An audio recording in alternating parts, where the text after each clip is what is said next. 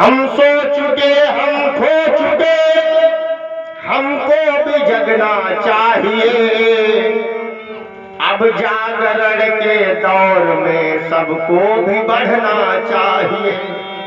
अब जागरण के दौर में तुमको भी बढ़ना चाहिए। सबको बढ़ना चाहिए।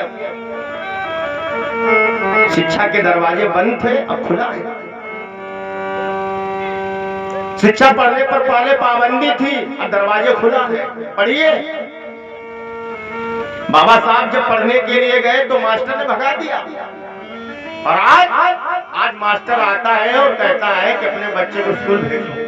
धन्य बाबा साहब, आप याद करिए जमाना। हम सो चुके हम खो चुके, अब हमको भी जगना चाहिए। अब जागरण के दौर में सबको भी बढ़ना चाहिए। और बता दूं, समय रहते चेतिए, जागिए, शिक्षा की कीमत समझिए। बाबा साहब अम्बेडकर कहते थे, और सभी महापुरुषों ने कहा कि शिक्षा के लिए हमें कुछ भी करना पड़े तो करना चाहिए। ज्ञानार्जन के लिए हमें कुछ भी करना पड़े करना चाहिए। हमारे लोग पढ़ते नहीं है, पढ़े लिखे जो है वो भी नहीं पढ़ते। पढ़ने की आदत सब लोग डालो। जो पढ़े लिखे नहीं है उनको छोड़ दीजिए, जो पढ़े लिखे हो पढ़ने की आदत डालो। हमारे लोग पढ़ते नहीं है। पढ़ते नहीं हो इसलिए लड़ते नहीं हो। अन्याय होता है, अत्याचार होता है, उसके खिलाफ इसलिए बोलते नहीं हो क्योंकि पढ़ते नहीं हो। पढ़ना सीखो। बाबा साहब ने एक बार अपनी किताब में लिखा कि बाबा साहब एक बार विदेश से देश आ रहे थे, दूसरे देश। तो बाबा साहब एक बार 64 घंटे लगातार पढ़ते रहे। आप सोच करके देखिए, ऐसे नहीं दुनिया जानती, उनके ज्ञान को दुनिया जानती है। वरना तमाम लोग कोट पैंट पहनने वाले पैदा हुए, उनको कोई नहीं जानता। और बाबा साहब को आज पूरा विश्व जानता है, पूरा संसार जानता है। क्यों?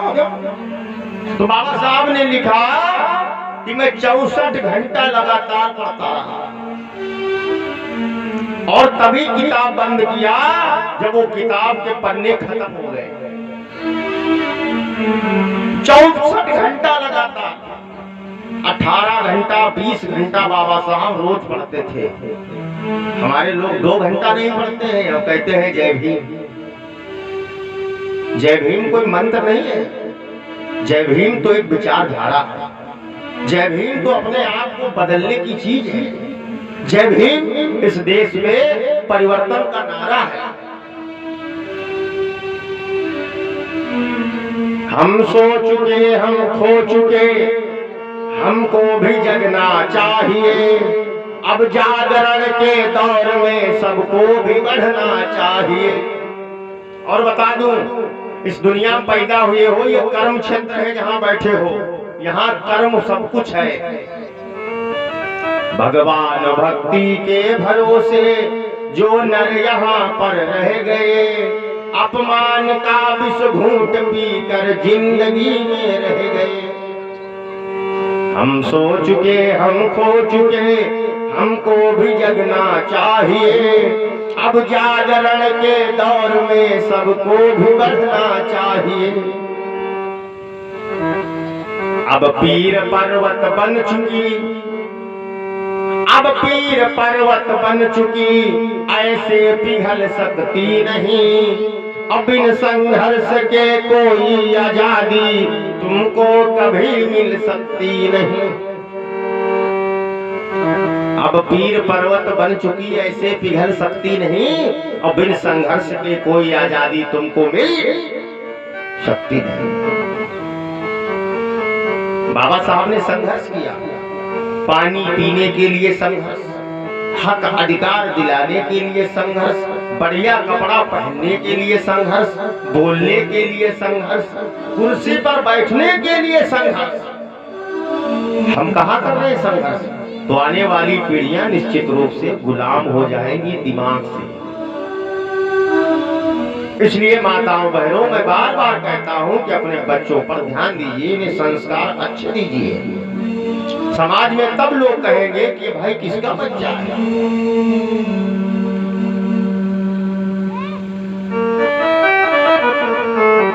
ये बुद्ध की धरती है, कबीर की धरती है, रविदास की धरती है, अम्बेडकर की धरती है।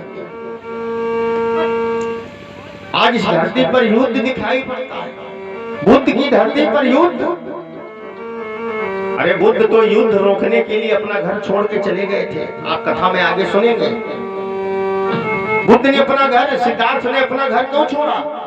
क्योंकि वो लड़ाई झगड़ा नहीं चाहते थे, तो शांति बनी रहे, इसलिए अपना घर ही छोड़ दिया।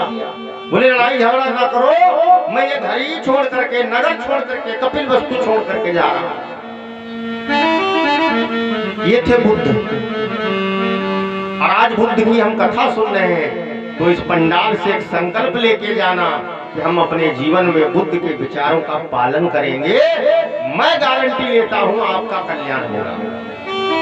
अगर पालन नहीं करेंगे तो फिर हमारी पुरानी बात है कि हम ठेकेदार नहीं है कि तुम्हारा कल्याण हो जाएगा। चाहे 5 दिन कथा सुनो, चाहे 15 दिन कथा सुनो, विचारों का पालन करेंगे तो आपका कल्याण होगा, आपका उद्धार होगा। तो हम सो चुके, हम खो चुके, हमको भी जगना चाहिए। अब जागरण के दौर में सबको भी बढ़ना चाहिए। ये महापुरुषों ने संघर्ष किया, हम लोग संघर्ष नहीं कर रहे। अब पीर पर्वत बन चुकी, ऐसे पिघल सकती नहीं, और बिन संघर्ष के कोई आजादी तुमको मिल सकती नहीं। बुद्ध ने संघर्ष किया। एक बात और बता दूं, ये जो कुछ भी आज काम धाम मिला है, ये बिना लड़ाई के कुछ नहीं मिला है, सब लड़ाई लड़के मिला है। अब ये समझ लो, पानी से सस्ता कुछ नहीं है। तो पानी के लिए भी तो बाबा साहब चौदार तालाब पर लड़ाई लड़े, तब पानी पीने को मिला। त्याग तपस्या बिनु बलिदान,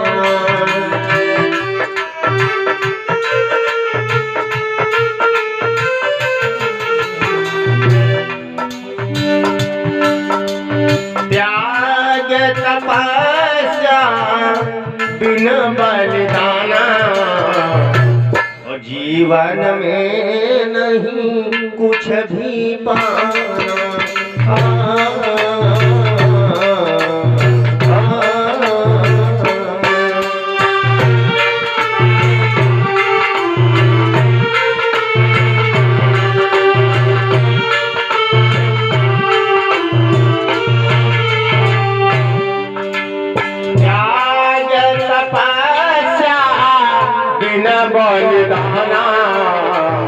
और जीवन में नहीं कुछ भी पाना।